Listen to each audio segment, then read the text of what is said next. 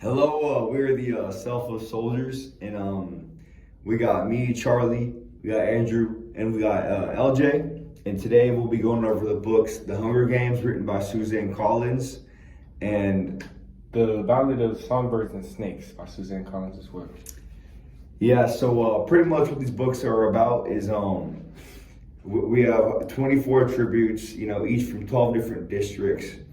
And they get trapped into an arena, and they have to fight to the death.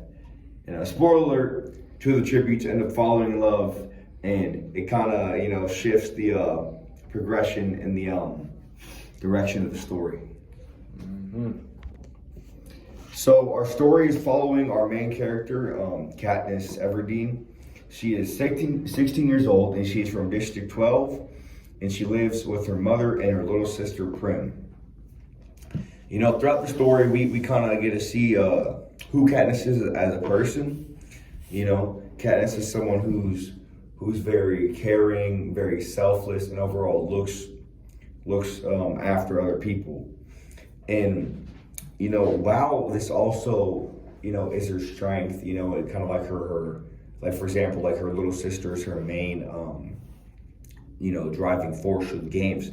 I feel like it also, could be her Achilles heel a little bit. Because, there's maybe some times where she could have been less passive and maybe more aggressive, and it could have helped her out in the series, like for example, I think that, maybe if like she would have just actually made her choice and just went and got she could have actually gotten the bow or something at the start, or maybe if she didn't sleep in the trees, the game makers wouldn't have rained, the fireballs down on her. And I think, like I said, there are just certain times where maybe being passive wasn't the best play. Andrew? Personally, I think that Katniss is driven to success by Prim. Personally, I believe this because it can be seen like throughout the story. It says right here, my thoughts turn Prim. It's likely she won't be waiting for me, or it's likely she won't be watching me live, but she'll show updates at the school during lunch. So for her sake, I'll try to look as least desperate as I can. So with that being said, that's obviously knowing that she's going to try to look her best with her, watching her, like with her on her mind, she's going to like be focused and like composed, and So like I was holding her down. yeah. So like really, Primrose is just like the reason like she's able to maintain herself throughout the games. I feel Now, LJ, what do you think about what me and Andrew have said here? I mean, I think a lot of this relates to my story in a bit, Katniss's upbringing per se, her personality, her traits. It kind of reminds me of my main character a little bit. Some of that selflessness, but almost with a little, bad decision making. For example, a decision I would critique from my own story would be when my main character, Coriolanus Snow, not President Snow yet, but he jumps in a monkey cage to, try to get closer to his mentor, or not his mentor, the tribute to Lucy Gray. And I feel like that power that he holds in his life kind of made him make that impulsive decision. But it kind of showed some selflessness because he was trying to let Lucy Gray know that he cares and that it's not just a game to him. So that's what I kind of took from that. So throughout the story, we see a lot of different messages, a lot of different symbols, but when you look at what is, like the overall theme, the overall message that you're getting, what do you take away when you finish The Hunger Games by Suzanne Collin? Andrew? Well, going into this book, I think the best theme statement I could get from it was that rebellion can cause enough significance to impact your future. The reason I get this is in the beginning it says, the uprising of the districts against the capital, they were undefeated and the 13th was obliterated. The Treaty of Treason gave new laws to guarantee peace, and as a yearly reminder that the dark days must never end, they started the Hunger Games. So, in response to them rebelling in the beginning, they ended up getting the Hunger Games, which in turn is why this whole story is even made in the first place. So, going back to you, Charlie, what do you think is the best theme statement you got from this? Yeah, Andrew. So, I take a look at the whole book, all the Hunger Games, and the main thing that I take away is oppression, right? We look at what affects everyone in the book, and it's the oppression by the capital of Panem, right? And so, diving deeper into the oppression, for my statement, I have oppression by authority takes away humanity, right?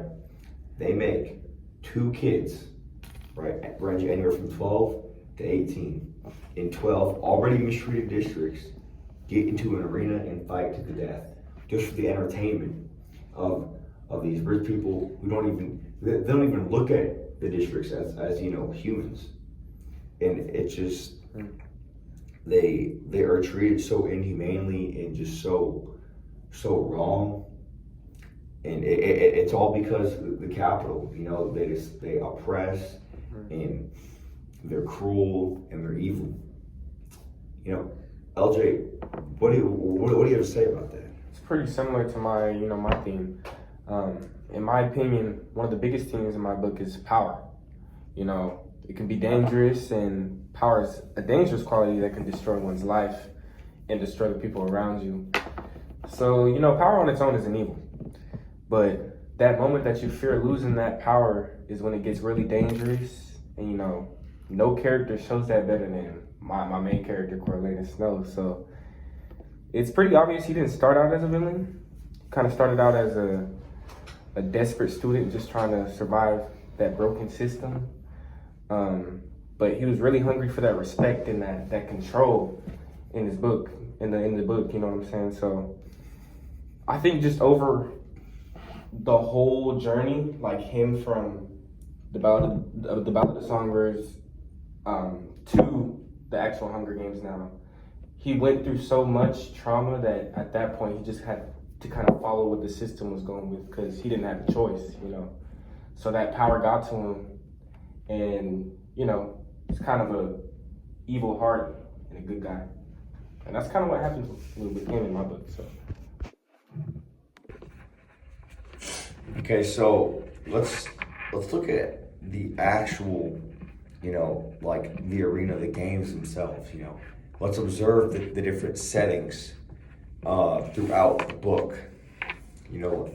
For me, I think the most interesting setting is actually the games themselves. Because it's constantly changing, and it's never like a stable setting. For example, Katniss, she was fine. She was fine in the setting. She was sleeping in trees. She had food. She was warm at night. But then, just like that, the setting changed. They rained fireballs down and burned everything, and she could no longer, really be in the trees, or else game makers would keep doing stuff like that. Or like how the mines that were there before in the setting led to the destruction of all the supplies, so that the careers couldn't keep, just hunting everyone out and working as a group. Stuff like that is really why I like this setting. It's so diverse, it's constantly changing, and yeah. So that's personally my favorite setting in the book. Andrew, what about you? Well, when you look at the setting, I kind of like to look at the lenses a little bit more, the psychological or the social class settings. When you look at the psychological lenses, we see how Katniss reacts to the conditions she's put in throughout the games, such as the manipulation from the capital, to her survival instincts, like for hunting and caring for herself throughout the games. Not only that, but she does deal with her identity and self-concept where she struggles to figure out who she is throughout the games. So really, when you look at the psychological lens, it really changes how you perceive Katniss and what she's enduring throughout the games. What about you, LJ? Yeah, I like that. And I'm gonna try to take a deeper dive into that and use my book because Coriolanus Snow, for example, through his lens, through his background, through his mental state, what he's thinking is, how can he end up in the best position throughout his journey?